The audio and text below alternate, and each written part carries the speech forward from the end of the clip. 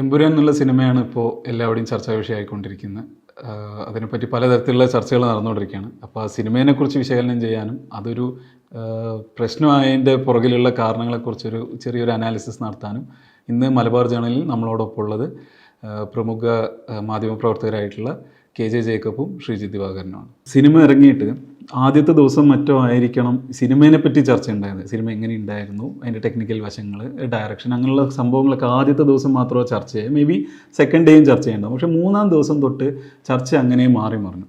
ഈ സിനിമയുടെ തുടക്കത്തിൽ ഈ പറയുന്ന ഗോദ്ര ഇൻസിഡൻറ്റും അതിനുശേഷം ഉള്ള കുറച്ച് വയലൻസ് ഒക്കെ കാണിച്ചതും അത് ഒരു വിഭാഗത്തിനെ മാത്രം വില്ലനൈസ് ചെയ്യണ ഒരു പോർട്രയിലായിപ്പോയി. അത് തിരിച്ച് അത് എന്തിൻ്റെ റിയാക്ഷൻ ആയിരുന്നു അങ്ങനെയുള്ള കാര്യങ്ങളൊന്നും കാണിച്ചില്ല.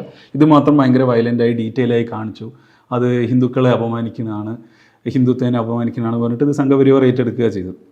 വലിയ രീതിയിലുള്ള വിവാദമാവുകയും ചെയ്തു. അതിപ്പോൾ സിനിമയുടെ എഡിറ്റിങ്, സെൻസറിങ് അത്തരം കാര്യങ്ങളിലേക്ക് വരെ എത്തിയിട്ടുണ്ട്. ഇന്ന് രാവിലെ ആൻ്റണി പെരുമ്പാവൂർ പറഞ്ഞത് ഈ വിവാദങ്ങളൊക്കെ അവസാനിച്ചു, ചില ആൾക്കാർക്ക് വിഷമമായതുകൊണ്ട് നമുക്ക് എല്ലാവരും ഒരേപോലെ വേണം, എല്ലാവരും ഒരുമിച്ച് നിർത്താം, ചിലവർക്ക് വിഷമമായതുകൊണ്ട് മാത്രമാണ് നമ്മൾ ചെയ്യുന്നത്, എക്സ്റ്റേണൽ പ്രഷറൊന്നും ഉണ്ടായിട്ടില്ല. അങ്ങനെ എളുപ്പത്തിൽ ഇങ്ങനെ പറയുമ്പോഴേക്ക് തീരുന്നൊരു സംഭവമാണോ അത്? ഈ കൂടാതെ തന്നെ പലരും മറന്നുപോയൊരു അധ്യായം, അല്ലെങ്കിൽ പ്രത്യേകിച്ച് ഈ ന്യൂ ജനറേഷനിലുള്ള പിള്ളേരൊന്നും കേട്ടിട്ട് പോലും ഇല്ലാത്ത, അല്ലെങ്കിൽ അവരൊന്നും ആലോചിക്കാത്ത പല പ്രധാന ഇൻസിഡൻറ്റ്, ഇന്ത്യനെ മാറ്റിമറിച്ചൊരു ഇൻസിഡൻറ്റ് എന്ന് പറയാം, ഗോദ്ര ഇൻസിഡൻറ്റും അതിൻ്റെ ആഫ്റ്റർ എഫക്ട്സ്, ഗുജറാത്ത് റൈറ്റ്സ്. അപ്പോൾ അത് വീണ്ടും ചർച്ചയിലേക്ക് കൊണ്ടുവരാൻ ഈ സിനിമ സഹായമായിട്ടുണ്ട്. ഈ സംഭവങ്ങളെ, ഈ ഒരു സീരീസ് ഓഫ് ഇൻസിഡൻസിനെ എങ്ങനെയാണ് വിശകലനം ചെയ്യുന്നത്? ഇതിനകത്ത് ഇപ്പോൾ ആൻ്റണി പെരുമ്പാവൂർ പറഞ്ഞത് തന്നെയാണ് അതിൻ്റെ അകത്ത് ഒരു ക്രക്സ്. നമ്മളെ സംബന്ധിച്ച് പുറത്ത് നിൽക്കുന്ന സിനിമ ഉണ്ടാക്കലൊക്കെ അവരുടെ പ്രശ്നമാണ്. നമ്മളെ സംബന്ധിച്ച് പുറത്ത് നിൽക്കുന്ന ഒരു പൗരൻ എന്ന നിലയ്ക്ക് എൻ്റെ പ്രശ്നം ആൻ്റണി പെരുമ്പാവൂർ ആരും പറഞ്ഞില്ല, കുറച്ച് പേര് ഹർട്ടായി, അതുകൊണ്ട് ഞങ്ങൾ ഇത് എഡിറ്റ് ചെയ്തു എന്നുള്ളതാണ്. അപ്പോൾ ഹർട്ടായത് ആരാണെന്നുള്ളത് ഒരു RSS വളരെ പ്ലെയിനായിട്ട് പറഞ്ഞിട്ടുണ്ട്. അവരുടെ മാഗസിൻ തന്നെ ഇതൊരു ഹിന്ദു വിരുദ്ധ സിനിമയാണ്, ദേശവിരുദ്ധ സിനിമയാണെന്ന് പറഞ്ഞ് RSSൻ്റെ ദെയർ ഓൺ റെക്കോർഡ്. ഇതാണ് നമ്മളെ സംബന്ധിച്ച് ഏറ്റവും വലിയ പ്രശ്നം. ഇത് പണ്ട് പെഗാസസ് കേസിൽ, പെഗാസസ് എന്ന് പറയുന്നൊരു സോഫ്റ്റ്വെയർ പൗരന്മാരുടെ ഫോണുകളിലേക്ക് പിന്നെ കൊണ്ടുവന്നു എന്നുള്ളൊരു ആർഗ്യുമെൻ്റ് വന്നു, അതിനെക്കുറിച്ച് കേസ് വന്നു. അപ്പം ഇതിലൊരു അന്വേഷണം പ്രഖ്യാപിച്ചുകൊണ്ട് അന്നത്തെ സുപ്രീം കോടതി ചീഫ് ജസ്റ്റിസിൻ്റെ ഓർഡറിൽ അദ്ദേഹം പറയുന്നുണ്ട്, പൗരന്മാർ സെൽഫ് സെൻസർഷിപ്പിലേക്ക് പോവുക എന്നുള്ളത് ജനാധിപത്യത്തെ അട്ടിമറിക്കുന്നതിന് തുല്യമാണ്. ഇപ്പം ഇപ്പോൾ സെൻസർഷിപ്പ് നമുക്ക് പരിചയമുള്ള സാധനം, അടിയന്തരാവസ്ഥക്കാലത്ത് നാട്ടിൽ ആരൊക്കെ എന്ത് പറയണമെന്നുള്ളത് സർക്കാർ തീരുമാനിക്കുന്ന അവസ്ഥയുണ്ട്. പെഗാസസിൻ്റെ കാര്യത്തിൽ അതല്ല. ഇപ്പോൾ എൻ്റെ ഫോൺ, ഞാനൊരു പത്രപ്രവർത്തകൻ, ഇതിൻ്റെ അകത്ത് ധാരാളം പത്രപ്രവർത്തകരുടെ ഇതുണ്ടായിരുന്നു, സാധാരണ മനുഷ്യരൊക്കെ ഉണ്ട്, രാഷ്ട്രീയ നേതാക്കന്മാരൊക്കെ ഉണ്ടായിരുന്നു. അപ്പം എന്നെ സംബന്ധിച്ചിടത്തോളം എൻ്റെ ഫോണിൻ്റെ അകത്ത് പെഗാസസിൻ്റെ ഒരു സോഫ്റ്റ്വെയർ ഉണ്ട് എങ്കിൽ ഞാൻ സംസാരിക്കുന്നത്, ഞാനിപ്പോൾ ശ്രീജിത്തുമായിട്ട് രാഷ്ട്രീയം പറയുന്ന ആളാണ്, അല്ലെങ്കിൽ ഹരിയായിട്ട് രാഷ്ട്രീയം പറയുന്ന ആളാണ്, ഞാൻ പല മനുഷ്യരോട് രാഷ്ട്രീയം പറയും. പക്ഷേ ഇത് വേറൊരാൾ കേൾക്കും എന്നുണ്ട് എങ്കിൽ ഞാൻ വളരെ പെട്ടെന്ന് ഞാൻ ശ്രദ്ധാലുവാകും. എൻ്റെ കാര്യത്തിൽ ഞാൻ ഇതിലൊരു സെൽഫ് സെൻസർഷിപ്പ് ഏർപ്പെടുത്തും. ഞാൻ നിങ്ങളോട് പറയേണ്ട കാര്യങ്ങൾ, ഇപ്പം ഞാൻ ഇവിടെ ഇരുന്ന് ഈ സ്റ്റുഡിയോയിലിരുന്ന് എനിക്ക് തോന്നുന്ന കാര്യങ്ങൾ ഞാൻ പറയണം. ഇതെനിക്ക് നല്ല ഉത്തമ ബോധ്യമുണ്ട്, നിങ്ങളിത് എയർ ചെയ്യുമെന്നും ഈ രാജ്യത്തെ പോലീസുകാരനടക്കം ചിലപ്പം ഇത് കാണുമെന്നുള്ള ഉത്തമ ബോധ്യത്തോടു കൂടി ഞാൻ പറയുകയാണ്. പക്ഷേ ചിലപ്പോൾ ഞാൻ ഇവിടെ പറയാത്ത പല കാര്യങ്ങളും ശ്രീജിത്തിനോട് ഫോൺ വിളിച്ച് പറഞ്ഞിരിക്കും. അപ്പോഴും ഭരണകൂടം കേൾക്കുന്നുണ്ട് എങ്കിൽ ഞാൻ അവിടെ ഒരു സെൽഫ് സെൻസർഷിപ്പ് ഏർപ്പെടുത്തും. ഈ സെൽഫ് സെൻസർഷിപ്പ് ഒരു പൗരൻ അയാളുടെ, അപ്പം നമ്മളുടെ ആർട്ടിക്കിൾ 19 പ്രകടമായിട്ടുള്ള ലംഘനം, freedom of speech and expression എന്ന് പറയുന്ന ഏറ്റവും പ്രധാനപ്പെട്ട നമ്മളുടെ അവകാശത്തിൻ്റെ പുറത്ത് പൗരൻ തന്നെ കത്തിവെക്കേണ്ടി വരിക എന്നുള്ളത് അത്യന്തം അപകടകരമായ കാര്യമാണ്. സ്റ്റേറ്റ് പറഞ്ഞാൽ നമുക്ക് മനസ്സിലാവും. സ്റ്റേറ്റ് ആവശ്യപ്പെടുകയാണ് ഇത് ദേശവിരുദ്ധമാണെന്ന് പറഞ്ഞാൽ പിന്നെ നിയമ നടപടികളാണ്, നമുക്കതിനെ നിയമപരമായിട്ട് പോലും ഫൈറ്റ് ചെയ്യാം. ഇത് നമ്മളുടെ അന്തരീക്ഷത്തിൽ നമ്മൾ സൃഷ്ടിച്ചു വെച്ചിരിക്കുന്ന ഭയത്തിൻ്റെ ഈ വലിയ വേതാളം നമ്മുടെ തോളിൽ കയറിയിരിക്കാൻ തുടങ്ങിയിരിക്കുന്നുള്ളതിൻ്റെ തെളിവായിട്ട് വേണം നമ്മളിതിനെ കാണാൻ. പ്രകടമായിട്ട് ഒരിടത്തും ഇല്ല. അതിപ്പോൾ ശ്രീമതി മല്ലിക സുകുമാരൻ നേരത്തെ പണ്ട് പറഞ്ഞതുപോലെ ഒരു പ്രാവശ്യം BJP വരട്ടെ, എന്താ കുഴപ്പം, ഒരു മാറ്റം വരട്ടെ എന്ന് നമ്മുടെ തടിയെ തൊടാതിരുന്ന സമയത്ത് പറഞ്ഞിരുന്ന പലർക്കും ഇപ്പോൾ ഇതിപ്പോൾ ഇതിപ്പോൾ നോക്കൂ, ഒരു സിനിമ ഈ ആർട്ടിക്കിൾ 19 പുറത്താണ് നമ്മുടെ നാട്ടിൽ സിനിമ ഇറങ്ങുന്നത്. ഒരു ആൻ്റണി പെരുമ്പാവൂർ എന്നുള്ള പ്രൊഡ്യൂസർക്ക് ആവശ്യമായിട്ട് രീതിയിൽ സിനിമ ഇറക്കാൻ ഈ രാജ്യത്ത് അവകാശമുണ്ട്. അത് സെൻസർ ചെയ്യാനുള്ളത്, സർട്ടിഫൈ ചെയ്യാൻ വേണ്ടിയിട്ടാണ് കേന്ദ്ര സർക്കാരിൻ്റെ ഒരു ബോഡി ഉള്ളത്. അവരൊരു പർട്ടിക്കുലർ രീതിയിൽ അവർ സർട്ടിഫൈ ചെയ്ത് കഴിഞ്ഞാൽ പിന്നെ അയാൾക്ക് സെൽഫ് സെൻസർഷിപ്പിൻ്റെ ആവശ്യമേ വരുന്നില്ല, രണ്ടാമത് എഡിറ്റ് ചെയ്യേണ്ട ആവശ്യമേ വരുന്നില്ല. എന്തുകൊണ്ട് അയാളൊരു സർക്കാർ ആവശ്യപ്പെടാതെ കേരളത്തിലെ മുഖ്യമന്ത്രി ആ സിനിമ കണ്ടെത്തുന്ന വലിയ പിന്തുണയും പ്രഖ്യാപിച്ചു. മലയാളിയായിട്ടുള്ള ഒരു പ്രൊഡ്യൂസർക്ക് എന്തുകൊണ്ട് ഇത് രണ്ടാമത് എഡിറ്റ് ചെയ്യേണ്ടി വന്നു, ചിലരുടെ വേദന കാരണം ഇത് പിന്നെ വളരെ സീരിയസ് ആയിട്ടുള്ളൊരു ഒരു വിഷയമാണ്. നമ്മൾ ഇതാണ് പിന്നെ നമ്മുടെ എലഫൻ്റ് ഇൻ ദ റൂം നമ്മൾ പറയുന്ന പോലെ നമ്മളുടെ ചിന്തകൾ, അത് പെഗാസസിൻ്റെ വിധിയിൽ അതാണ് സുപ്രീം കോടതി ജസ്റ്റിസ് പറഞ്ഞത്, പൗരന്മാർ സെൽഫ് സെൻസർഷിപ്പ് ഏർപ്പെടുത്താൻ വേണ്ടി തുടങ്ങുന്നു എന്ന് പറഞ്ഞാൽ അത് ജനാധിപത്യം അട്ടിമറിക്കപ്പെടാൻ തുടങ്ങി എന്നുള്ളതിൻ്റെ ലക്ഷണമാണ്. അത് അങ്ങനെ വെച്ച് നോക്കുമ്പോൾ ഇത് അങ്ങേയറ്റം അപകടകരമായിട്ടുള്ള ഒരു ലക്ഷണമാണ് എന്നുള്ളതാണ് എൻ്റെ പ്രൈമറി റീഡിങ്. ജഗു പറഞ്ഞതിൻ്റെ യഥാർത്ഥത്തിൽ തുടർച്ച തന്നെയുള്ളൂ. കാരണം ഏറ്റവും പ്രധാനമായിട്ട് എനിക്ക് തോന്നുന്നത് ഈ ഒരു സ്റ്റേറ്റ് പൂർണ്ണമായിട്ടും ഇങ്ങനൊരു സിനിമയ്ക്ക് കൂടെ നിൽക്കുന്നു. അതായത് നിങ്ങൾക്കെതിരെ ഏതെങ്കിലും തരത്തിലൊരു പ്രശ്നം ഉണ്ടായിക്കഴിഞ്ഞിട്ടുണ്ടെങ്കിൽ, ആരെങ്കിലും നിങ്ങളെ ദ്രോഹിക്കാനായിട്ട് വരികയാണെങ്കിൽ കൂടെ നിൽക്കും എന്നുള്ളൊരു മട്ടിലുള്ള ഒരു പൂർണ്ണമായൊരു ഉറപ്പ് ഒരു സ്റ്റേറ്റ് കൊടുക്കുന്നു. സ്റ്റേറ്റിൻ്റെ മുഖ്യമന്ത്രി നേരിട്ട് വന്ന് പിന്തുണ പ്രഖ്യാപിക്കുന്നു. പ്രതിപക്ഷത്തിൻ്റെയും വളരെ പിന്തുണ, അതായത് ഒരു സംസ്ഥാനത്തിൻ്റെ മുഴുവൻ പിന്തുണ ഒരു കമേഴ്ഷ്യൽ സിനിമയ്ക്ക് കിട്ടുന്നുണ്ട്. എന്നിട്ട് പോലും ഇവിടെ അങ്ങനെ ആരും പറയുന്നില്ല, ഏതെങ്കിലും തരത്തിലേക്ക് ആരും ഇത് സെൻസർ ചെയ്യണമെന്ന് ആവശ്യപ്പെടുന്നില്ല. ആരും ചെയ്യാതെ ഇത് സ്വയം വെട്ടിമാറ്റാനായിട്ട് തീരുമാനിക്കുന്നുണ്ടെങ്കിൽ നമ്മുടെ സൊസൈറ്റിക്ക് എന്തോ ഒരു പ്രധാനപ്പെട്ട പ്രശ്നമുണ്ട്. ഒന്ന്, ഇത് വളരെ ആലോചിച്ചിട്ട് ചെയ്യുന്ന കാര്യമാണ്. ഒന്ന്, ഇത്രയും വലിയ എന്ന് വെച്ചിട്ടുണ്ടെങ്കിൽ കേരള ചരിത്രത്തിൽ ഏറ്റവും അധികം പണം മുടക്കിയെടുത്ത സിനിമ എന്ന് തന്നെയാണ് അതിൻ്റെ പ്രൊഡ്യൂസേഴ്സ് അടക്കം പറയുന്നത്. അത്തരത്തിലൊരു സിനിമ ഇറക്കുമ്പോൾ അത് അതേപോലെ തന്നെ പൈസ തിരിച്ചു കിട്ടിയാൽ മാത്രമേ അത് വിജയിക്കുകയുള്ളൂ. അങ്ങനൊരു സിനിമ ഇറക്കുന്ന സമയത്ത് തീർച്ചയായിട്ടും ആലോചിച്ച് അതിൻ്റെ വരുംവരായികളെ കുറിച്ച് കണക്ക് കൂട്ടിയിട്ടായിരിക്കുമല്ലോ ഇങ്ങനൊരു തീം എടുക്കുന്നതും അത് ഉറപ്പിക്കുന്നു. അതെല്ലാം ചെയ്തതിന് ശേഷവും ഈ സിനിമയിൽ യഥാർത്ഥത്തിൽ കേരളത്തിലെ വളരെ ചെറിയൊരു വിഭാഗം ഉള്ളൊരാളുകൾ മാത്രം ശരിക്കും പറഞ്ഞിട്ടുണ്ടെങ്കിൽ ഇതിനെതിരെയായിട്ട് സംസാരിച്ചു എന്നുള്ളത് കൊണ്ട്, ഇതേപോലെ ഹിന്ദുക്കളുടെ ഒരു പ്രശ്നമേ അല്ലല്ലോ ഇത്. ഹിന്ദുക്കൾ എന്ന് പറഞ്ഞിട്ടുണ്ടെങ്കിൽ ഇവിടെയുള്ള കേരളത്തിലെ ഹിന്ദുക്കളിൽ 10% പോലും മറ്റേ BJP-കാരായിട്ടുള്ള ഹിന്ദുക്കൾ ഉണ്ടാവില്ല. അത് അത്ര, അല്ലെങ്കിൽ 10% ആയിരിക്കും മാക്സിമം ഉണ്ടാവുക. അല്ലാതെ ഇതൊരു ഹിന്ദുക്കളുടെ പ്രശ്നമല്ല, അല്ലെങ്കിൽ മറ്റ് ഏതെങ്കിലും തരത്തിൽ ആരെയെങ്കിലും വ്രണപ്പെടുത്തുന്ന സംഭവങ്ങളൊന്നുമല്ല. ഇത് വളരെ കൃത്യമായിട്ടൊരു ഹിസ്റ്റോറിക്കലായിട്ട് ഒരു കാര്യത്തിൻ്റെ റെഫറൻസ് സിനിമയിൽ വരുന്നുണ്ട് എന്നുള്ളത് മാത്രമുള്ളൂ ഒരു സംഭവം. ഇവർ ഒരുപക്ഷെ മറന്നു കളയാനായിട്ട് വിചാരിക്കുന്ന ഒരു കാര്യമായിരിക്കും, അല്ലെങ്കിൽ കേരളമോ അല്ലെങ്കിൽ സമൂഹമോ മറക്കട്ടെ എന്ന് വിചാരിക്കുന്ന ഒരു കാര്യമായിരിക്കും. അതിൻ്റെ റെഫറൻസ് വരുന്നുണ്ട്.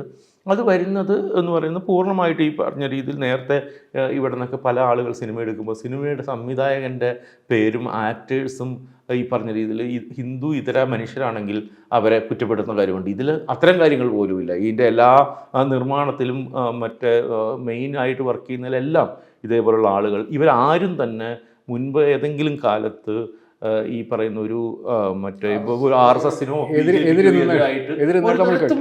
ഒരു പരസ്യമായിട്ട് രാഷ്ട്രീയ ആയിട്ട് പറഞ്ഞിട്ടുള്ള ആളുകൾ ഒന്നുമല്ല.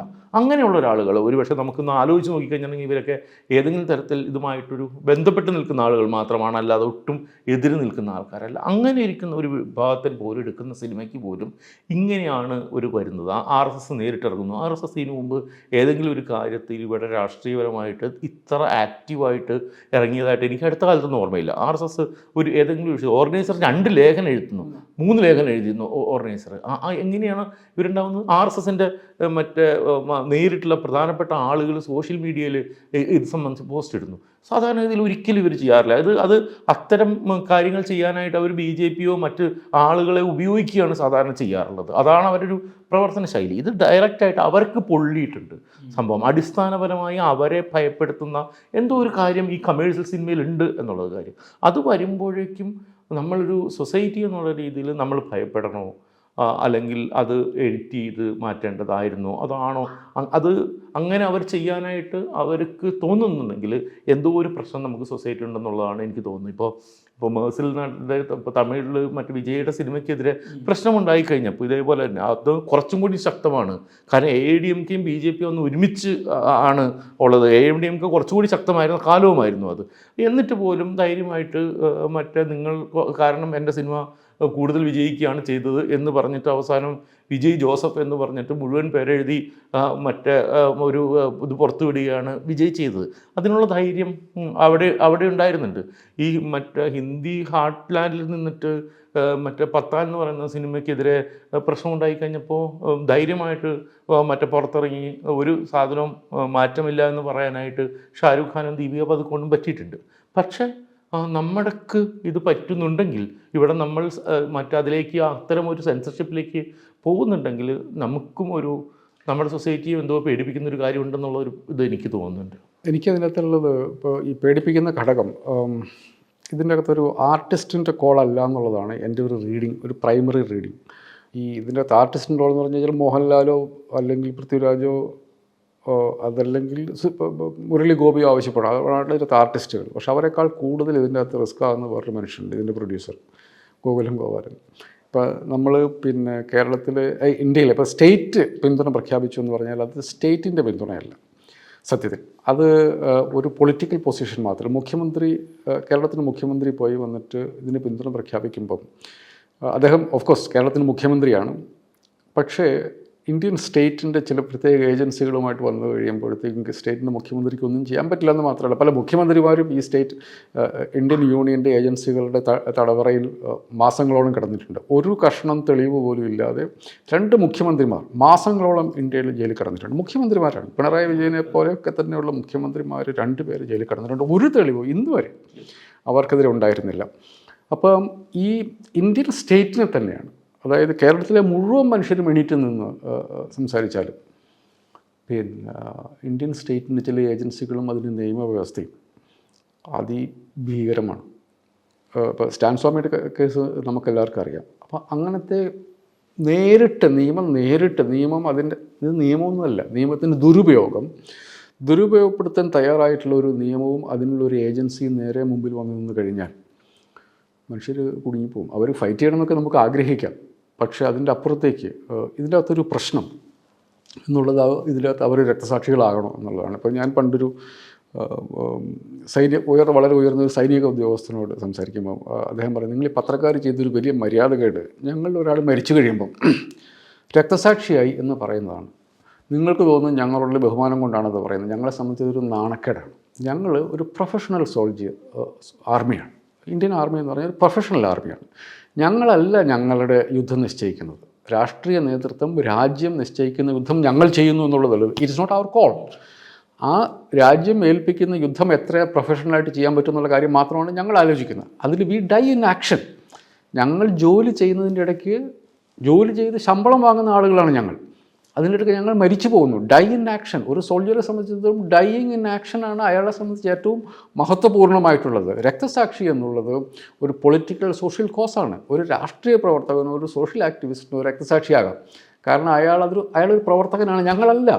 V are a professional army, we are professional soldiers. ഞങ്ങൾ മരിച്ചു, കൊല്ലപ്പെട്ടു എന്ന് പറയൂ, ഞങ്ങൾ രക്തസാക്ഷിയായി എന്ന് പറയരുത്.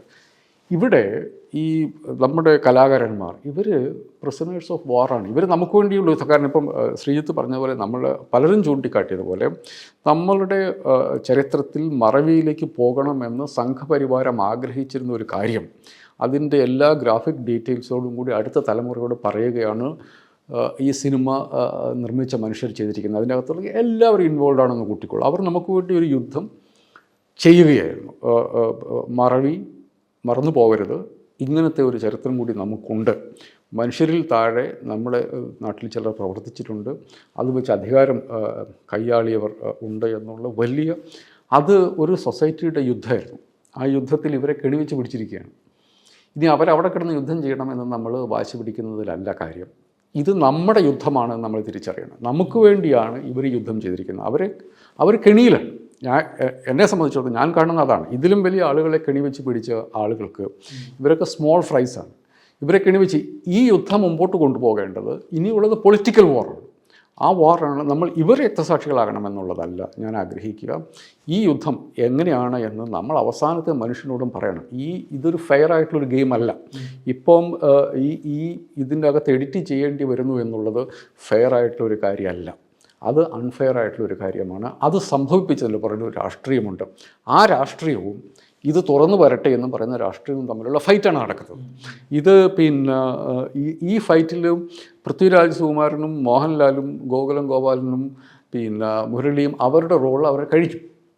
ഇനിയുള്ള യുദ്ധം എന്നുള്ളത് നമ്മളുടേതാണ്. ഇത് എത്ര പൊളിറ്റിക്കലി മുമ്പോട്ട് കൊണ്ടുപോകാൻ പറ്റും എന്നുള്ളതാണ് ഞാൻ നോക്കിയിരിക്കുന്നത്. ഇത് നമ്മുടെ രാജ്യത്തെ സെക്കുലർ ഫോഴ്സസിനെ സംബന്ധിച്ചിടത്തോളം വളരെ പ്രധാനപ്പെട്ട ഒരു മൊമെൻ്റാണ്. നമ്മളിതിനെക്കുറിച്ച് സംസാരിക്കണം. അത് പോസ്റ്റ് ഗോദ്ര മാത്രമല്ല, നമ്മൾ ഗോദ്രയെക്കുറിച്ച് സംസാരിക്കണം. എങ്ങനെ അത് സംഭവിച്ചു എന്നുള്ളതിന് സംസാരിക്കണം. മനുഷ്യൻ്റെ സിവിലൈസേഷണൽ പ്രോഗ്രസ്സിനെ കുറിച്ച് സംസാരിക്കണം. അവിടെ എവിടെയാണ് നിങ്ങൾ കണ്ണിന് കണ്ണ് പല്ലിന് പല്ല് എന്ന് പറയുന്ന കാട്ടുനീതിക്ക് അപ്പുറത്തേക്ക് നമ്മൾ സിവിലൈസേഷനിൽ എവിടെയാണ് എത്തി നിൽക്കുന്നത്, ആരൊക്കെയാണ് എവിടെയൊക്കെയാണ് എന്നുള്ളതിനെക്കുറിച്ചുള്ള ചർച്ചയിലേക്ക് പോകണം. അതിൽ കൂടുതൽ നമ്മൾ എന്തെങ്കിലും ഈ മനുഷ്യരിൽ നിന്ന് അവർ കെണിയിൽ വീണ് കഴിഞ്ഞിരിക്കുന്നു. അവരെ കെണിയിൽപ്പെടുത്താൻ അവരെ കൊണ്ട് നമ്മുടെ രാജ്യത്ത് ഈ ആളുകളെ കൊണ്ട് അവർ പുറത്ത് കാണുന്നില്ല. RSS ഫോർ എ ചേഞ്ച് അവർ എഴുതിയെന്നുള്ള സത്യമാണ്. പക്ഷേ സ്റ്റേറ്റ് അതിൻ്റെ അകത്തില്ല. RSS പറയുന്നത് പോലെ ഇവർ ചെയ്യേണ്ടി വരുന്നു. അതൊരു നമ്മൾ എത്തിപ്പെട്ടിരിക്കുന്ന വലിയ അവർ മാത്രമല്ല നമ്മളും കെണിയിലാണ്. അപ്പോൾ അത് now it's everybody's battle. It is not the battle that these 4 people are going to fight. It's a battle for everyone. Anybody can join it. യഥാർത്ഥത്തിൽ ഈ പറയുന്ന രീതിയിൽ ഇവർ സെൽഫ് സെൻസർഷിപ്പ് ഇവർ ചെയ്തത് ശരിക്കും പറഞ്ഞാൽ ഏതെങ്കിലും തരത്തിൽ തെറ്റാണെന്നോ അല്ലെങ്കിൽ ഒന്നുമല്ല ഞാൻ ഉദ്ദേശിച്ചത്. യഥാർത്ഥത്തിൽ അങ്ങനെ ഒരു സിറ്റുവേഷൻ മറ്റേ ഈ സമൂഹത്തിൽ ഉണ്ടായി വന്നു എന്നുള്ളതാണ് ഏറ്റവും വലിയ പേടിയത്. ഈ സിനിമ തന്നെ പറയുന്നുണ്ട്. അതായത് ഒന്ന് ഗോത്ര മറ്റേ ശേഷം മറ്റ് ഗുജറാത്തിൽ കലാപം നടത്തിയ ആളുകൾ തന്നെയാണ് ഇപ്പോൾ കേന്ദ്രം ഭരിക്കുന്നത്. ഇവർ ED അടക്കമുള്ള സംവിധാനങ്ങൾ ഉപയോഗിച്ച് ഇവരുടെ രാഷ്ട്രീയ എതിരാളികളെ മെരുക്കാനായിട്ട് ശ്രമിക്കുകയാണെന്നും വളരെ ഡയറക്റ്റായിട്ട് സിനിമയിൽ പറയുന്നുണ്ട്. അതായിരിക്കും ചിലപ്പോൾ ഒരുപക്ഷെ കുറച്ചുകൂടി ഉണ്ട്. ഇതേ പറയുന്ന ഈ CBI ED തുടങ്ങിയിട്ടുള്ള ഹാൻഡിലുകൾ ഉപയോഗിച്ചിട്ട് ഇത് ചെയ്യുമെന്നുള്ളത് ഉറപ്പാണ്. എന്ന് വെച്ചിട്ടുണ്ടെങ്കിൽ അതവർ അതിൻ്റെ ഒരു ചരിത്രം അവർക്കുണ്ട്. അതിവിടെ തുടർന്നുകൊണ്ടിരിക്കും. അതിനെ ഒന്നും നേരിടാനായിട്ട് സ്വാഭാവികമായിട്ടും കമേഴ്ഷ്യൽ സിനിമയിൽ ഉള്ള ആളുകൾക്ക് അത് നടക്കില്ല. കാരണം എന്ന് വെച്ചിട്ടുണ്ടെങ്കിൽ ഒന്ന് ഇത്രയും വലിയ കോടികളുടെ ഒരു കാര്യത്തിന് നിങ്ങൾക്ക് ഏത് കണക്ക് വേണമെങ്കിലും വച്ച് നിങ്ങളെ എന്ത് തരത്തിൽ ഇവിടെ ഒരു ചെറിയ ബിസിനസ് ചെയ്യുന്ന ആളുകൾക്ക് നിങ്ങളെ ഇത് ചെയ്യാം. 50,000 രൂപ കണക്കില്ല എന്ന് പറഞ്ഞിട്ടാണ് സിദ്ദിഖ് കാപ്പനെ ഏകദേശം 6 മാസം എക്സ്ട്രാ ED കേസിലാണ് 50,000 രൂപ അതിന്റെ സോഴ്സ് കണ്ടില്ല എന്ന് പറഞ്ഞിട്ടാണ് ജസ്റ്റ് ഒന്ന് കാണിച്ചു. ഒരു 50,000 രൂപയുടെ കണക്ക് കാണുന്നത് ഒരു ചിട്ടി കമ്പനി നടത്തുന്ന ഒരാളുടെ ഓഫീസിൽ കയറി കഴിഞ്ഞാൽ നമുക്ക് ഡയറക്റ്റായിട്ട് അറിയാവുന്നതാണ്. സ്വാഭാവികമായിട്ടും ഇത്തരം സിനിമാ മേഖലയിലുള്ള ആളുകളെയൊക്കെ നിങ്ങൾക്ക് കൊടുക്കണം എന്ന് കരുതി കഴിഞ്ഞിട്ടുണ്ടെങ്കിൽ ആർക്ക് വേണില്ല. അപ്പം അത്തരം ഒരു പ്രതികാരം ചെയ്യുന്ന അല്ലെങ്കിൽ പ്രതികാരത്തിൽ കാര്യങ്ങൾ ചെയ്യുന്ന ഒരു ഭരണകൂടമാണ് നിലനിൽക്കുന്നത്. ആ ഭരണകൂടം ഇവിടെ ഉണ്ടായി വന്നത് ഈ ഗുജറാത്ത് ജനസൈഡിൻ്റെ തുടർച്ചയായിട്ടാണ് എന്നുള്ള കാര്യം നമുക്ക് സമൂഹത്തിൽ വീണ്ടും വീണ്ടും ഓർമ്മിപ്പിക്കാനായിട്ട് ഈ സിനിമ ഒരു നിമിത്തമായി എന്നുള്ളതാണ് ഞാൻ പ്രധാനമായിട്ടും ഇതിനെ കാണുന്നൊരു കാര്യം. എന്ന് വെച്ചിട്ടുണ്ടെങ്കിൽ ഇവിടെ നമ്മുടെ ഒരു സൊസൈറ്റി പലപ്പോഴും ഇതേപോലെ ഇടയ്ക്കിടയ്ക്ക് ഒരു പല ആഘോഷങ്ങളുടെ ഇടയിലും അങ്ങ് മറന്നു പോകുന്നൊരു കാര്യമാണ് ഇതേപോലെ ഈ ഗോത്ര പോലെയുള്ളൊരു കാര്യങ്ങൾ. എങ്ങനെയാണ് ഇതുണ്ടായത്? ഇപ്പോഴും ഇതിനെ അനുകൂലിച്ച് പറയുന്ന ഇപ്പോൾ കഴിഞ്ഞ ദിവസം News 18 ചാനലിൽ കിരൺ ബാബുവിനോട് ഒരു തൃശ്ശൂരിൽ നിന്ന് വിളിക്കുന്ന ഒരാൾ വെല്ലുവിളിച്ചു, ഞങ്ങൾ കൊല്ലും എന്ന് പറഞ്ഞിട്ട് ഞങ്ങൾ കൊല്ലും എന്താണ് ഞങ്ങൾ കൊല്ലും അതിനെന്താണ് പ്രശ്നം? അതായത് അത്തരത്തിൽ ഇപ്പോൾ ഇപ്പോൾ ഇവിടെ മറ്റേ പലരും ഇവരുടെ മറ്റേതിൽ ഞങ്ങൾ ചെയ്തിട്ടുണ്ട്, ഞങ്ങൾ ഇനിയും ചെയ്യും എന്നുള്ള നിലയിലുള്ള ഒരു തരത്തിലൊരു വെല്ലുവിളിയാണല്ലോ. അതായത് യാതൊരു തരത്തിലുള്ള മനുഷ്യരെ നമ്മളിങ്ങനെ വായിച്ചാലോ അല്ലെങ്കിൽ കേട്ടാലോ നമുക്ക് ആലോചിക്കാൻ പറ്റാത്ത തരത്തിലുള്ള ക്രൂരകൃത്യങ്ങൾ ചെയ്തതിനെ കുറിച്ചിട്ടാണ് പറയുന്നത്. അത് വളരെ സ്വാഭാവികമായിട്ടും ജീവിക്കുന്ന മനുഷ്യരാണ്. അല്ലാതെ അവരൊന്നും നിത്യജീവിതത്തിൽ ചിലപ്പോൾ ഭയങ്കര ക്രൂര കഥാപാത്രങ്ങളോ ദിവസവും മറ്റേ 2 പേരെ കൊന്നിട്ട് വീട്ടിൽ വന്നിട്ട് കിടക്കുന്ന ആൾക്കാരൊന്നുമല്ലല്ലോ. അവരൊക്കെ സാധാരണ ജോലിയൊക്കെ ചെയ്ത് മറ്റ് അവരുടെ കുഞ്ഞുങ്ങളെയൊക്കെ കുറിച്ച് കരുതലുള്ള അയൽവക്കത്ത് പോയിട്ട് ചിലപ്പോൾ പെരുന്നാളിന് പോയിട്ട് ഭക്ഷണം കഴിച്ചിട്ട് വന്നിട്ടായിരിക്കും ഈ വർത്തമാനം പറയുന്നത്. ഇത് ചെയ്യുന്ന ആൾക്കാരാണ് എന്ന് വെച്ചാൽ അത്തരം സാധാരണ മനുഷ്യരെ ഇതൊക്കെ പറയാനായിട്ട് പ്രേരിപ്പിക്കുന്ന തരത്തിലേക്ക് ഒരു ആൾക്കൂട്ടത്തിൻ്റെ ഒരു ശക്തി ഇവിടെ ഉണ്ടായിട്ടുണ്ട്. ആ ശക്തി എന്ന് പറഞ്ഞിട്ടുണ്ടെങ്കിൽ ഇവർ ഈ പറയുന്ന അതിന് ശേഷം ആർജിച്ചെടുത്ത ഒരു രാഷ്ട്രീയ ഇതിൻ്റെ ഉണ്ടായി വന്ന സാധനമാണ്. അപ്പോൾ എനിക്കും നേരത്തെ തന്നെ പറഞ്ഞ മാതിരി നമ്മൾ ഗോത്രയെക്കുറിച്ച് വീണ്ടും വീണ്ടും സംസാരിക്കണം എന്നുള്ളതാണ് ഇതൊരു നിമിത്തമാകുന്നതെന്ന് തോന്നുന്നു. ഇതിനകത്ത് ഒരു കാര്യം കൂടിയുണ്ട്. ഇപ്പം ഞാൻ കണ്ടതിൽ ഏറ്റവും ഇതിൻ്റെ പലതരം പ്രതികരണങ്ങളുമില്ല. അപ്പം ഞാനത് ശ്രദ്ധിക്കുകയായിരുന്നു. ഇപ്പം ശ്രീമതി മല്ലിക സുകുമാരൻ അവർ പറയുന്നു, എനിക്ക് പ്രധാനമന്ത്രിയോട് വളരെ ബഹുമാനമുണ്ട്. അപ്പോൾ അദ്ദേഹം കഴിഞ്ഞ ലോക്സഭാ തെരഞ്ഞെടുപ്പിൻ്റെ സമയത്ത് അപ്പോൾ അദ്ദേഹം നിശ്ചയിക്കുന്ന 20 സ്ഥാനാർത്ഥികൾ അവർ കൂടി പരിഗണിക്കണം, അതാണ് അവരുടെ ആഗ്രഹം. അവരൊരു വളരെ സാധാരണ സ്ത്രീയാണ്, നമ്മുടെ നാട്ടിലെ വളരെ സാധാരണക്കാരായ മനുഷ്യ പ്രതിനിധിയാണ്. പ്രധാനമന്ത്രിയുടെ ബഹുമാനമുണ്ട്, പ്രധാനമന്ത്രിയുടെ ബഹുമാനമുള്ള ധാരാളം മനുഷ്യരുണ്ട്. എന്തിനാണ് അടൽ ബിഹാരി വാജ്പേയി അന്നത്തെ പ്രധാനമന്ത്രി നിങ്ങൾ രാജധർമ്മം പാലിക്കണം, അതായത് മുഖ്യമന്ത്രിയുടെ ജോലി ചെയ്യണം എന്ന് നരേന്ദ്രമോദി അടുത്തിരുത്തിക്കൊണ്ട് അന്നത്തെ പ്രധാനമന്ത്രിയായിരുന്ന അടൽ ബിഹാരി വാജ്പേയി പറഞ്ഞത് എന്നുള്ള കാര്യം ചിലപ്പം ശ്രീമതി മല്ലിക സുകുമാരൻ അറിയുണ്ടായിട്ടില്ല. അതിൻ്റെ പ്രശ്നം ഗോധ്രയിൽ 59 മനുഷ്യർ തീർത്ഥാടകർ കൊല്ലപ്പെട്ടു എന്നുള്ള വാർത്തയ്ക്ക് ശേഷം ഇത് പറയുന്ന മുഖ്യമന്ത്രിയോടാണ്. അപ്പോൾ ഇപ്പം കേരളത്തിൽ നടക്കുന്ന ഒരു നരേറ്റീവ് എന്ന് പറഞ്ഞാൽ അവരെ കൊന്നു കഴിഞ്ഞാൽ പിന്നെ ബാക്കി എത്ര പേരെ വേണമെങ്കിലും കൊല്ലാൻ ഞങ്ങൾക്ക് അവകാശമുണ്ട് എന്നുള്ളതാണ്. പ്രധാനമന്ത്രിയെ സംബന്ധിച്ചിടത്തോളം അതല്ല. ആ 59 പേരെ കൊന്നാൽ ആ കൊന്ന ആളുകളെ പിടിക്കുക, അവരെ ശിക്ഷിക്കുക, അവരെ നിയമത്തിന് മുമ്പിൽ കൊണ്ടുവരിക, അവരെ നിയമത്തിന് വിട്ടുകൊടുക്കുക. അതിൻ്റെ അടിസ്ഥാനത്തിൽ ബാക്കി നിങ്ങൾക്ക് കാണാവുന്ന മനുഷ്യരൊക്കെ കൊല്ലുക, ആ കൊല്ലാൻ സമ്മതിക്കുക എന്നുള്ളത് മുഖ്യമന്ത്രി ചെയ്യാൻ വേണ്ടി പാടില്ലാത്ത കാര്യമാണ്. അതാണ് അടൽ ബിഹാരി വാജ്പേയി പറഞ്ഞതിൻ്റെ ചുരുക്കം. He meant it. അടുത്തിരുത്തിക്കൊണ്ടാണ് പറയുന്നത്. രാജധർമ്മം മുഖ്യമന്ത്രിയോട് താങ്കൾക്ക് എന്താണ് പറയാനുണ്ട് എന്നുള്ളതാണ് ചോദ്യം. രാജധർമ്മം പാലിക്കണം എന്നുള്ളതാണ് എനിക്ക്, അതായത് എല്ലാ മനുഷ്യരും തുല്യരായിട്ട് കാണണം. നിയമം കയ്യിലെടുക്കാൻ മനുഷ്യരെ അനുവദിക്കുക എന്നുള്ളത് മുഖ്യമന്ത്രിയുടെ പണിയല്ല. മുഖ്യമന്ത്രി അധികാരത്തിൽ വെച്ചിരിക്കുന്ന നമ്മുടെ ഭരണഘടനയെ തൊട്ട് സത്യം ചെയ്തിട്ടാണ്. ഭരണഘടന പാലിക്കാം എന്നുള്ള ഉറപ്പിൻ്റെ പുറത്താണ് മുഖ്യമന്ത്രി വന്നത്. അത് പാലിക്കുന്നില്ല എന്നുള്ളതാണ് അന്നത്തെ പ്രധാനമന്ത്രി അന്നത്തെ മുഖ്യമന്ത്രിയോട് പറയുന്നത്. ആ മുഖ്യമന്ത്രിയാണ് ഇപ്പോൾ പ്രധാനമന്ത്രിയായിട്ട് വരികയും അദ്ദേഹത്തോട് എനിക്ക് ബഹുമാനമുണ്ട് എന്ന് പറയുകയും ചെയ്ത ഈ കഥയാണ് ഈ സിനിമ മനുഷ്യരോട് പറയുന്നത്. അന്ന് അങ്ങനത്തെ ഒരു മുഖ്യമന്ത്രി രാജധർമ്മം പാലിച്ചില്ല. ഗോധ്രയിൽ പിന്നെ ആ കമ്പാർട്ട്മെൻറ്റ് തീ വെച്ചു എന്നുള്ള പോലീസ് കേസാണെങ്കിൽ തന്നെ അവരെ പിടിച്ച് ശിക്ഷിക്കുക എന്നുള്ള മുഖ്യമന്ത്രിയുടെ തന്നെ ആർഗ്യുമെൻറ്റ്. അവരെ പിടിച്ച് ശിക്ഷിക്കുക എന്നുള്ള മുഖ്യമന്ത്രിയുടെ പണി ചെയ്യുന്നതിന് പകരം അവിടുത്തെ ഇപ്പോൾ നമ്മളെ BBC ഡോക്യുമെൻ്ററി വളരെ ക്ലിയറാണ്. 72 മണിക്കൂറിൽ ഞങ്ങൾ അടിച്ചമർത്തി എന്നാണ് മുഖ്യമന്ത്രി പറയുന്നത്. അത് വളരെ പ്ലെയിനായിട്ട് പുള്ളി പറയും, ഞങ്ങൾ put it down in 72 hours. ഇന്ത്യയിലെ ക്രമസമാധാന പാലനവുമായി ബന്ധപ്പെട്ട പ്രശ്നങ്ങളുണ്ടായത് എല്ലാവരും, അതായത് പോലീസ് ഓഫീസേഴ്സും ഇതിനെക്കുറിച്ച് പഠിക്കുന്ന ആളുകളും എല്ലാവർക്കും അറിയാവുന്ന ഒരു കാര്യമുണ്ട്. 24 മണിക്കൂറിൻ്റെ അപ്പുറത്തേക്ക് ഇന്ത്യയിൽ ഏതെങ്കിലും ഒരു കലാപം നിലനിൽക്കുന്നുണ്ടെങ്കിൽ അതൊരു ഭരണകൂടത്തിൻ്റെ അനുമതി അതില്ലാതെ നടക്കില്ല. Indian state is so mighty. അവർക്ക് ഏത് തരം കലാപവും 24 മണിക്കൂർ കൊണ്ട് അടിച്ചമർത്താൻ വേണ്ടി പറ്റും. അതിനുള്ള വേർവിത്തുകൾ, അതിനുള്ള ആയുധങ്ങളും സന്നാഹവും ഇന്ത്യൻ ഭരണകൂടത്തിനുണ്ട്. അപ്പം 72 മണിക്കൂർ എന്ന് അന്നത്തെ മുഖ്യമന്ത്രിയായിരുന്ന നരേന്ദ്രമോദി ആവർത്തിച്ച് പറയുന്നുണ്ട് എങ്കിൽ ആ 72 മണിക്കൂർ was A making of that government. അതാണ് അന്നത്തെ പ്രധാനമന്ത്രി അടൽ ബിഹാരി വാജ്പേയി അന്നത്തെ മുഖ്യമന്ത്രി നരേന്ദ്രമോദിയോട് പറഞ്ഞത്. ഈ കഥ നമ്മൾ ഒരു സമൂഹം എന്ന നിലയ്ക്ക് ഒന്നുകൂടി ഓർമ്മിക്കണം എന്നുള്ളതാണ് ഈ സിനിമ. അങ്ങനെ വെച്ച് നോക്കുമ്പോൾ ഈ മനുഷ്യർ they have fought their battle and it's for us. നമ്മളാണ് ഇനി ബാക്കി ഈ യുദ്ധം ചെയ്യേണ്ടതെന്നുള്ളതാണ് എൻ്റെ തോന്നുന്നത്. അത് മാത്രമല്ല എനിക്ക് തോന്നുന്നു അതിൻ്റെ കൂട്ടത്തിൽ നമ്മൾ പറയേണ്ടതെന്ന് വെച്ചിട്ടുണ്ടെങ്കിൽ ഇപ്പോഴും അതായത് വളരെ കൺക്ലൂസീവായിട്ടുള്ള ഒരു ഉത്തരം കിട്ടാത്തൊരു കാര്യമാണ് ഈ ഗോത്രയിലെ ഈ പറഞ്ഞത്. അത് അപകടമായിരുന്നോ, ഏതെങ്കിലും തരത്തിൽ പുറത്തുനിന്നുള്ള ഏതെങ്കിലും തരത്തിലുള്ള ഒരു ആക്രമണമായിരുന്നോ എന്നുള്ള കാര്യത്തിന് യാതൊരു കൺക്ലൂസീവ് എവിഡൻസും ഇപ്പോഴും ഇല്ല. മാത്രമല്ല എല്ലാ സാധ്യതകളും അനുസരിച്ച് അത് അപകടമാകാനുള്ള കരുതലേ ഉള്ളൂ. ഒന്ന്, അതിലെ പല കമ്പാർട്ട്മെൻറ്റിലും മറ്റേ കർഷകരുണ്ടായിരുന്നു. അതിൽ കർഷകർ കുറഞ്ഞ കമ്പാർട്ട്മെൻറ്റുകൾ ഒന്നാണ് S6. മറ്റ് സ്ത്രീകളും കുട്ടികളും ഉണ്ടായിരുന്നു. അവരടക്കമുള്ള ആളുകളാണ് കൊല്ലപ്പെട്ടത്. യഥാർത്ഥത്തിൽ രാത്രി 2 മണിയോടുകൂടി, അതായത് 2002 ഫെബ്രുവരി 27 രാത്രി 2 മണിയോടുകൂടി ഗോദ്ര സ്റ്റേഷനിൽ എത്തേണ്ട സബർമതി എക്സ്പ്രസ് വൈകി ഒരു 6:30 എത്തുന്നു. അവിടെ ആദ്യത്തെ വിവരങ്ങളനുസരിച്ച് ആദ്യം പുറത്തു വന്ന വിവരങ്ങളനുസരിച്ച് അന്നത്തെ കളക്ടറായിരുന്ന ജയന്തി രവിയുടെ റിപ്പോർട്ടുകൾ അടക്കം പറയുന്ന ഒരു കാര്യം എന്ന് വെച്ചിട്ടുണ്ടെങ്കിൽ പുറത്തിറങ്ങിയ ആളുകൾ, ഗോദ്ര ഒരു മുസ്ലിം പോപ്പുലേറ്റഡ് ഏരിയയാണ്. അവിടുത്തെ സ്റ്റേഷനിലെ കച്ചവടക്കാരിൽ ഭൂരിപക്ഷവും മുസ്ലിങ്ങളായിട്ടുള്ള ആൾക്കാരാണ്. പുറത്തിറങ്ങിയ ആളുകളിൽ അവിടെ കച്ചവടക്കാരുമായിട്ട് എന്തോ പറഞ്ഞ് കശവശയുണ്ടായി. അവിടെ ഉണ്ടായിരുന്ന കച്ചവടക്കാരിലെ ഒരു കുട്ടിയുടെ മകൾ, ഒരു പെൺകുട്ടിയെ ഇവർ കയ്യിൽ കയറി പിടിച്ചു വലിച്ചു തുടങ്ങിയിട്ടുള്ള കാര്യങ്ങൾ വരുന്നു. അതോടുകൂടി അവിടെ നിന്നുള്ള ആളുകൾ ഓടിക്കൂടുന്നു.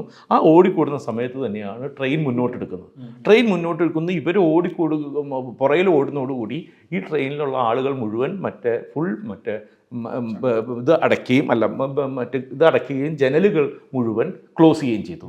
ഈ ജനലുകൾ മുഴുവൻ ക്ലോസ് ചെയ്തിട്ടും കുറച്ച് നേരം ആരോ അവിടെ നിന്ന് കല്ലെറിഞ്ഞിട്ടുണ്ട് വണ്ടിക്കിട്ട്, അതേപോലെ കാര്യങ്ങൾ ചെയ്തിട്ടുണ്ട്. കുറച്ചും കൂടി മുന്നോട്ട് നീങ്ങുമ്പോൾ ഗോത്ര എനിക്ക് നല്ല പരിചയമുള്ള സ്ഥലമാണ്. ഗോത്രയിൽ സ്റ്റേഷൻ വിട്ട് കഴിഞ്ഞാൽ തൊട്ടടുത്ത സ്ഥലമാണ് സിഗ്നൽ ഫാലിയ എന്ന് പറയുന്നത്. എന്ന് വെച്ചിട്ടുണ്ടെങ്കിൽ ഒരു 50 മീറ്റർ നമ്മുടെ ഈ പറയുന്ന ഈ നോർത്തിൽ നിന്ന് വണ്ടി നീക്കഞ്ഞ അവൻ്റെ കച്ചേരിപ്പടിയുടെ സ്ഥലത്തായിരുന്നോ അതേപോലെ എന്ന് പറയുന്ന അതേപോലെ തൊട്ടടുത്തുള്ളൊരു സ്ഥലമാണ് ഈ സിഗ്നൽ പാലിയ. സിഗ്നൽ പാലിയയുടെ അവിടെ വണ്ടി നിൽക്കുന്നു. സ്വാഭാവികമായിട്ട് ഈ പുറകിൽ ഓടിയിരുന്ന ആൾക്കാരും അവിടെ നിന്നുള്ള ആൾക്കാരും വണ്ടിയുടെ ചുറ്റിലേക്ക് എത്തുമ്പോഴേക്കും അവിടെ തീ കത്താനായിട്ട് ആരംഭിച്ചിട്ടുണ്ട് എന്നുള്ളതാണ് സാധനം.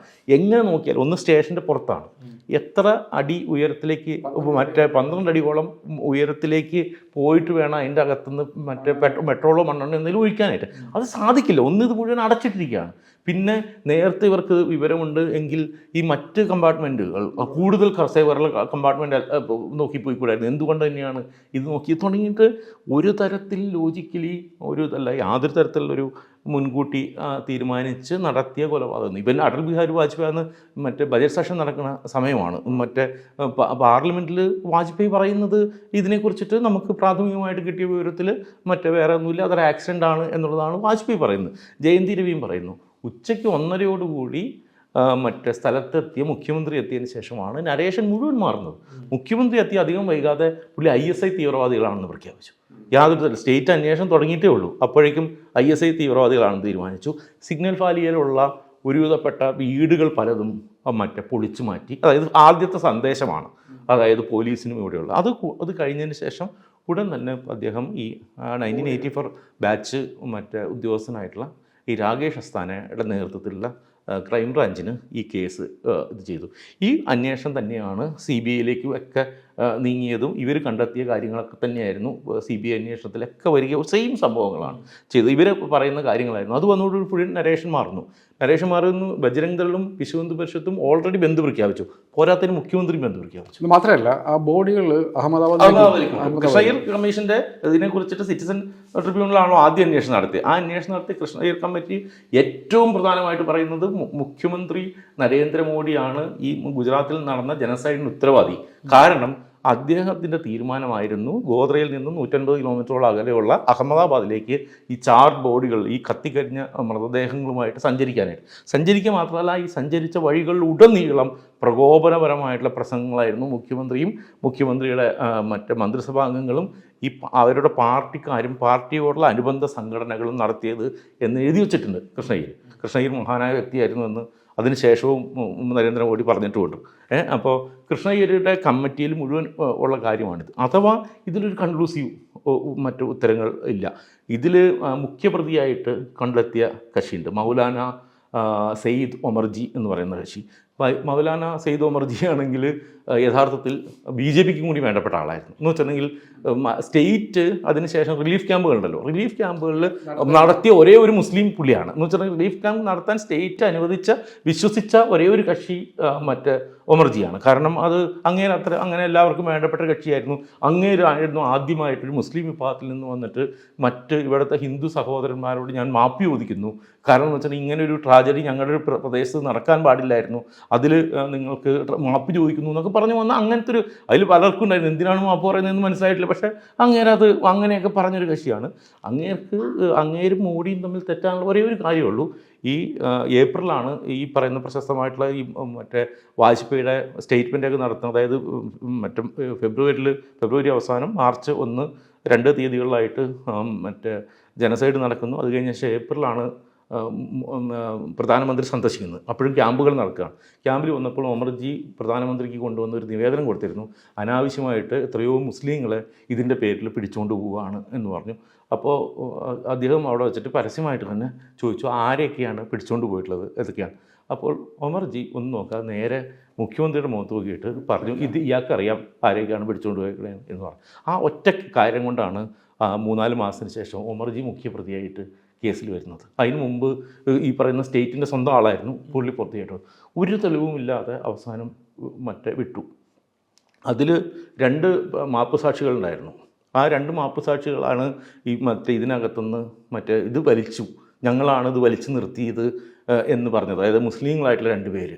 അവരാണ് മറ്റേ ഇതിനകത്ത് കയറി മറ്റേ ചെങ്ങല വലിച്ച് നിർത്തി അപകടം വരുത്തിയെന്ന് പറഞ്ഞു. അവർ കോടതിയിൽ പറഞ്ഞു ഞങ്ങളിത് അല്ല പോലീസുകാർ ഇടിച്ച് പറയിപ്പിച്ചതാണ് എന്ന് പറഞ്ഞു. അപ്പോൾ സ്വാഭാവികമായിട്ടും മറ്റേ ഇതിനടുത്ത് തള്ളിപ്പോകേണ്ടതാണല്ലോ. ഇല്ല, കോടതി തീരുമാനിച്ചു മറ്റേ ഇവരുടെ പോലീസിന് കൊടുത്ത മൊഴി നമുക്ക് സ്വീകരിക്കാം എന്ന് തീരുമാനിച്ചു. അതിൽ ഈ മുസ്ലിങ്ങൾ ഇത് ചെയ്തതായിട്ട് കണ്ടു എന്ന് പറഞ്ഞ 10 പേരുണ്ടായിരുന്നു. 10 പേരും വിശ്വന്തുപക്ഷത്തുകാരാണ്. നിങ്ങൾ എന്തിനാണ് ആ നേരത്തെ അവിടെ വന്നതെന്ന് ചോദിച്ചപ്പോൾ അവർ പറഞ്ഞു ഞങ്ങൾ മറ്റേ വരുന്ന കർഷകർക്ക് വെള്ളവും മറ്റേ പൂവൊക്കെ ആയിട്ട് വന്നതെന്ന് പറഞ്ഞു. ഈ 2 മണിക്ക് വരേണ്ട ട്രെയിൻ മറ്റേ വെളുപ്പിന് എത്തുന്നത് നിങ്ങളെങ്ങനെയാണ് അറിഞ്ഞത്? അന്നാണെങ്കിൽ ഇത്തരം നമ്മളുടെ ആപ്പോ സംവിധാനമൊന്നുമില്ല.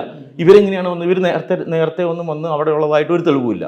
അപ്പോൾ അവരെങ്ങനെയാണ് വന്നത്? ഇവരെന്ത് കാണാമെന്ന് വെച്ചിട്ടുണ്ടെങ്കിൽ അവരപ്പോൾ ആ നേരത്താണ് വന്നതെന്നുള്ളതാണ് അവർ പറയുന്നത്. പക്ഷേ അവർ മറ്റേ വന്നതിന് അവർക്ക് ഉത്തരവില്ല.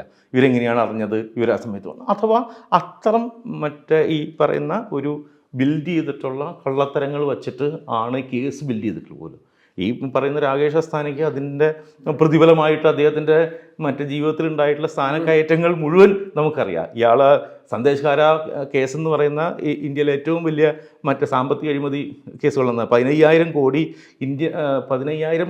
കോടി ഇന്ത്യൻ ബാങ്കുകളെ പറ്റിച്ചിട്ട് വിദേശത്തേക്ക് കടന്നു കളഞ്ഞ ഈ വിജയ് മല്യയ്ക്കും മറ്റേ നീരവ് മോഡിക്കും ശേഷം മറ്റേ നമ്മൾ പിടികിട്ട പുള്ളിയായിട്ട് പ്രഖ്യാപിച്ച ഗ്രൂപ്പാണ് ഈ സന്ദേശകാര ഗ്രൂപ്പിൽ. അവർ 2 പേര് ഇവരുടെയാണ് ഇയാളുടെ മറ്റേ മക്കളുടെ കല്യാണം വരെ നടത്തിയിരുന്നത്. ഇയാളുടെ സന്ദേശകാര ഗ്രൂപ്പിൻ്റെ ഫാമിലാണ് നടത്തിയിരുന്നത്. നേരിട്ട് ഇയാൾ കൈക്കൂലി വാങ്ങിച്ചിട്ടുണ്ട്. ഇയാളെ CBI ഡയറക്ടർ ആക്കരുതെന്നും ഇയാൾ വലിയ കൈക്കൂലിക്കാരനാണ്, സന്ദേശകാര ഗ്രൂപ്പുമായിട്ട് വലിയ ബന്ധമുണ്ടെന്നും സ്ഥാനമൊഴിയുന്ന CBI ചീഫ് പറഞ്ഞിട്ട് പോലും അത് കൂട്ടാക്കാതെ മറ്റേ CBI ഡയറക്ടറായിട്ട് സ്പെഷ്യൽ ഡയറക്ടറായിട്ട് ഇദ്ദേഹത്തെ നിയമിച്ചാണ്. ഇയാൾക്ക് വേണ്ടി മാത്രമായിട്ട് ഹോം മിനിസ്ട്രിയിൽ ഇന്നേ വരെ ഇല്ലാത്ത പുതിയ പോസ്റ്റുകൾ ഉണ്ടാക്കിയിട്ടുണ്ടായിരുന്നു. ആ രീതിയിൽ തുടർന്ന് സംരക്ഷിക്കപ്പെട്ടു പോകുന്ന കക്ഷിയാണ്. കാരണം ഇതിനനുകൂലമായിട്ട്, മോഡിക്ക് അനുകൂലമായിട്ട് ഇതിൻ്റെ സ്ക്രിപ്റ്റ് ഉണ്ടാക്കിയ ആളായിട്ടാണ് മറ്റേ ഇയാൾ അറിയപ്പെടുന്നത് തന്നെ. അപ്പോൾ അത്തരം ഒരു ഹിസ്റ്ററിയൊക്കെ നമുക്കിവിടെ ഉള്ളതാണ്, നമ്മുടെ മുന്നിലുള്ളതാണ്. അപ്പോൾ ആ ഹിസ്റ്ററിയൊക്കെ വേണമെങ്കിൽ ഒരുപക്ഷെ വീണ്ടും സംസാരിക്കാനും നമ്മൾ കൂടുതലായിട്ട് അതിന് ചർച്ച ചെയ്യാനും ഒരു കാരണമാക്കി എന്നുള്ള രീതിയിൽ എനിക്ക് സിനിമയുടെ മറ്റേ പ്രവർത്തകരോട് വലിയ നന്ദിയുണ്ട്. കാരണം നമ്മളല്ലെങ്കിൽ ഈ ചരിത്രം പറയില്ല.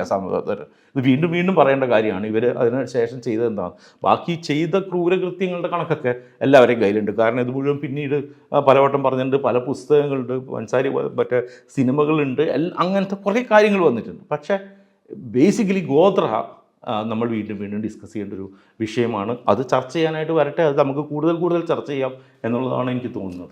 മാത്രമല്ല അതിൻ്റെ ഒപ്പം തന്നെ നമ്മൾ സിവിലൈസേഷൻ്റെ ഏത് ഭാഗത്താണ് നിൽക്കുന്ന ഒരു ചോദ്യം കൂടി നമ്മൾ എല്ലാവരോടും ചോദിക്കുന്നുണ്ട്. ഇപ്പോൾ മല്ലിക സുകുമാരനെ ഈ ചോദ്യം ഇപ്പോഴാണ് ഫേസ് ചെയ്യുന്നത്. ഈ ചോദ്യം ഫേസ് ചെയ്യപ്പെടാതെ ഈ ഫാഷിസ്റ്റുകളുടെ ആർഗ്യുമെൻ്റ് അറിഞ്ഞോ അറിയാതെ കൊണ്ടുനടക്കുന്ന മനുഷ്യരുണ്ട്. അപ്പോൾ അവർ ultimately we need to pose this question: on which part of civilisation are you? Sreejith പറഞ്ഞതുപോലെ ഗോദ്രയെക്കുറിച്ച് നമുക്ക് ഇതുവരെയും അതിൽ ശിക്ഷിക്കപ്പെട്ടിട്ടുണ്ട്. 31 പേരെ ശിക്ഷിക്കപ്പെട്ടിട്ടുണ്ട്. നമ്മൾ ആരെങ്കിലും പറഞ്ഞു ശിക്ഷിക്കരുത്? നമ്മൾ ആരെങ്കിലും പറഞ്ഞു? നമുക്ക് ആ കേസിനെക്കുറിച്ച് സംശയം ഉണ്ടെന്നുള്ളതേ ഉള്ളൂ. ഈ ഗോദ്രയിൽ തീ വെച്ചവർ ആരായാലും അവരെ ശിക്ഷിക്കണം എന്നുള്ള കാര്യത്തിൽ ആർക്കും ഒരു സംശയം ഉണ്ടാകാൻ പാടില്ല. പക്ഷേ അതിൻ്റെ അകത്ത് ആ ഒരു സന്ദർഭം ഉപയോഗിച്ചുകൊണ്ട് ചിലപ്പം വർഗീയവാദികൾ ആ കൂട്ടത്തിൽ കണക്ക് കൂട്ടാൻ ഇറങ്ങിയെന്നിരിക്കും. സ്റ്റേറ്റ് എന്താണ് ചെയ്തത് എന്നുള്ള ചോദ്യം പരമപ്രധാനമാണ്. നമ്മളൊരു കോൺസ്റ്റിറ്റ്യൂഷണലി റൺ രാജ്യമാണ്.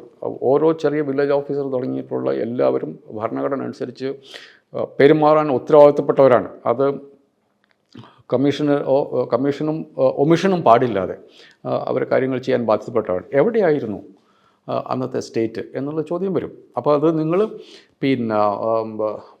പ്രതികാരം ചെയ്യാൻ വേണ്ടിയിട്ടുള്ള മനുഷ്യരെ അതിനുള്ള ഫെസിലിറ്റേറ്റ് ചെയ്യലാണ് ചെയ്തത് അത് ശരിയാണ് എന്ന് നിങ്ങൾ വിശ്വസിക്കുന്നുണ്ടെങ്കിൽ നിങ്ങൾ സിവിലൈസേഷൻ്റെ ഒരു ഭാഗത്താണ്. അത് ആ സിവിലൈസേഷൻ കൂട്ടത്തിലല്ല ഞാൻ. അതിൽ നിയമത്തിൻ്റെ, മനുഷ്യൻ്റെ സംസ്കാരത്തിൻ്റെ ഒക്കെ എലമെൻറ്റ്സ് അവിടെ കളിക്കുന്നുണ്ട്. അതിൽ നിങ്ങൾക്ക് you can take A position. ഞാൻ ഇതിൻ്റെ കൂടെയാണ്. ഈ പ്രതികാരത്തിൻ്റെ കഥയാണ്. നിങ്ങൾ 59 പേരെ കൊന്നാൽ പിന്നെ എത്ര പേരെ കൊല്ലണമെന്ന് ഞങ്ങളാണ് തീരുമാനിക്കുന്നത് എന്ന് പറയുന്ന ആളുകളുണ്ട്. That's your choice. ഞാനല്ല. കാരണം ഇത്തരം കഥകൾ കേട്ട് കേട്ട് ഇതൊരു അറുതി വരുത്തണം എന്നുള്ളത് കൊണ്ടാണല്ലോ നമ്മൾ നിയമ സംവിധാനം ഉണ്ടാക്കി വെച്ചിരിക്കുന്നത്. ഇത് ശരിയല്ല എന്ന് മനുഷ്യർക്ക് എപ്പോഴും തോന്നിയത് കൊണ്ടാണ് നമ്മൾ നിയമ സംവിധാനം ഉണ്ടാക്കിയതും ഈ കുറ്റം ചെയ്തു എന്ന് പറയപ്പെടുന്ന അവരെ കൊണ്ടുവന്നിട്ട് നിയമത്തിൻ്റെ മുമ്പിൽ കൊണ്ടുവന്ന് നിർത്തുകയും അതിനൊരു ശിക്ഷ കൊടുക്കുകയും ചെയ്യാനുള്ള സംവിധാനം നമ്മൾ ഉണ്ടാക്കി വെച്ചിരിക്കുന്നത്. ഇത് ശരിയല്ല എന്നുള്ള തോന്നലുണ്ടാണ്. ഞാൻ ആ തോന്നലിൽ കൂടെയുള്ള ആളാണ്. കുറ്റം ചെയ്തവരെ ശിക്ഷിക്കുക എന്നുള്ളതാണ്. നിങ്ങൾക്ക് തോന്നുന്നത് പോലെ നിരപരാധികളുടെ പുറത്ത് നിങ്ങൾക്ക് കയറി മേയാനുള്ള ഒരു ചാൻസ് ആരെങ്കിലും ഉണ്ടാക്കി തന്നാൽ അത് ഉപയോഗിക്കുന്ന കൂട്ടത്തിലാണ് നിങ്ങളെങ്കിൽ നിങ്ങൾ സിവിലൈസേഷൻ ഒരു ഭാഗത്തിലാണ്. ഈ ചോദ്യം മലയാളിയോട് വീണ്ടും അത് കറക്റ്റ് ടൈമിലാണ്. ഇത് എപ്പം വേണമെങ്കിലും ചോദിക്കാവുന്ന ചോദ്യമാണ്. അത് ഇപ്പോഴെങ്കിലും വന്നല്ലോ എന്നുള്ളൊരു ആശ്വാസം എനിക്കുണ്ട്. ഇതിൽ മല്ലിക സുകുമാരന് ഇപ്പം ഈ കാര്യം അവരുടെ മുമ്പിൽ നേരിട്ട് ഈ സാധനം അതിൻ്റെ സർവ്വദംശകളും പുറത്ത് വന്നപ്പോൾ അവർക്കിപ്പോൾ മനസ്സിലായെന്ന് വെച്ചിട്ടുണ്ടെങ്കിൽ അവരുടെ പ്രതികരണങ്ങൾ നമുക്ക് മനസ്സിലാകും. നാളെ അവരതെങ്ങനെ പറയണമെന്ന് നമുക്കറിയില്ല. ഈ ചോദ്യം കണ്ടു പഠിക്കാൻ ഓരോ മലയാളിക്കുള്ളൊരു ചാൻസാണ് ഈ സിനിമ കൊണ്ടുവന്ന് വെച്ചിരിക്കുന്നുള്ളതാണ് എൻ്റെ തോന്നൽ ഇപ്പോഴത്തെ അവസ്ഥയിൽ.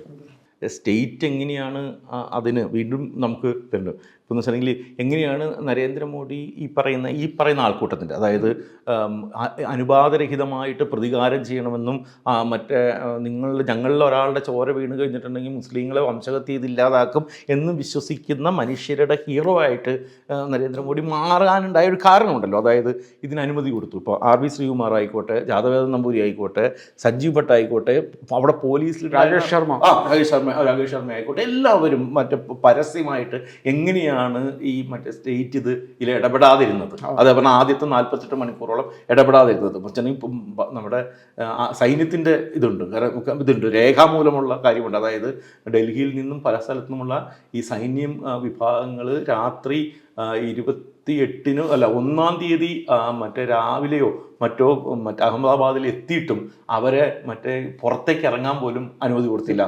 ചീഫ് മിനിസ്റ്റർ അനുമതി കിട്ടിയതിന് ശേഷം ഇറങ്ങാൻ പറ്റുള്ളൂ എന്ന് വെച്ചിട്ട് ഇറങ്ങാൻ അനുമതി കൊടുത്തില്ല. അതായത് കലാപം അടിച്ചമർത്താൻ എത്തിയ ഇന്ത്യൻ ഫോഴ്സിനെ ശരിക്കും പറഞ്ഞിട്ടുണ്ടെങ്കിൽ രംഗത്തേക്ക് ഇറങ്ങുക പോലും ചെയ്യാതെ കുറച്ചു നേരം കൂടി അവരുടെ പലരും കോട്ട് ചെയ്തിട്ടുണ്ടല്ലോ, അവരുടെ രോഷം പ്രകടിപ്പിക്കാനായിട്ട് അവർക്ക് അവസരം കൊടുക്കണമെന്ന് മുഖ്യമന്ത്രി ആവശ്യപ്പെട്ടതായിട്ടാണല്ലോ ഹരൺ പാണ്ഡ്യയുടെ ഇതിലുള്ളത്.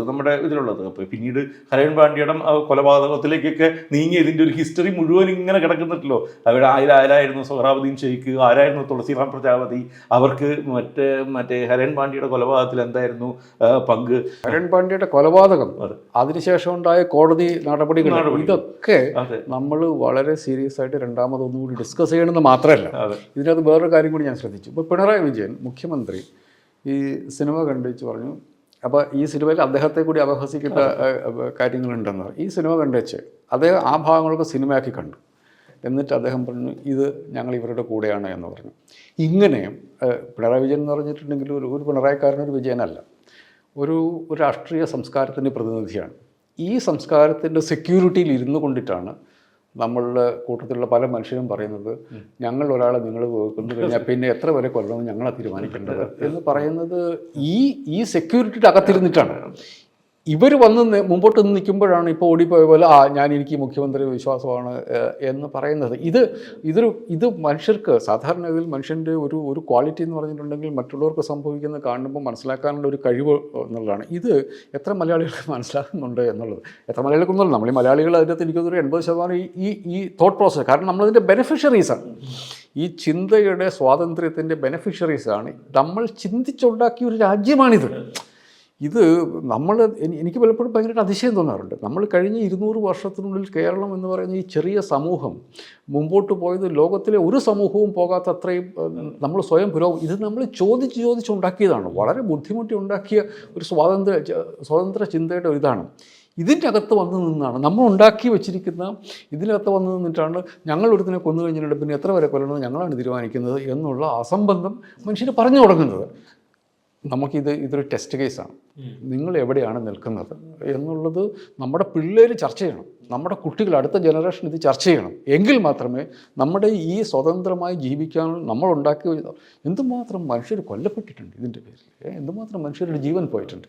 മുന്നണി മനുഷ്യർ അവരുടെ കൂട്ടത്തിലാണ് ഞാൻ പൃഥ്വിരാജിനെയും മോഹൻലാലിനെയും ഒക്കെ ചേർത്ത് വെക്കുന്നത്. കാരണം നിങ്ങൾ ചിന്തിക്കേണ്ടതുണ്ട്, നിങ്ങളിപ്പോൾ ഒരു ഗുജറാത്ത് കേരളത്തിൽ നടക്കാൻ വേണ്ടി പാടില്ല, ഒരു കുറ്റകൃത്യം കേരളത്തിൽ നടന്നാൽ അതിൻ്റെ കുറ്റം ചെയ്തവർ ശിക്ഷിക്കപ്പെടണമെന്നുള്ളതല്ലാതെ കുറ്റം ചെയ്തു എന്ന് ആരോപിക്കപ്പെടുന്നവരുടെ കൂട്ടത്തിലുള്ളവർ ശിക്ഷിക്കപ്പെടാൻ പാടില്ല. കേരളത്തിൽ ഒരു ഭരണാധികാരിക്ക് തോന്നുന്നു ഒരുത്തൻ ഒരു ബലാത്സംഗ കേസിൽ പ്രതിയായി കഴിഞ്ഞിട്ടുണ്ടെങ്കിൽ അവൻ്റെ വീട് ഇടിച്ച് നേരത്തെയാക്കാം എന്ന് കേരളത്തിൽ ഒരു പോലീസ് സൂപ്രണ്ടിന് എന്താണ് തോന്നാതിരിക്കുന്നത്?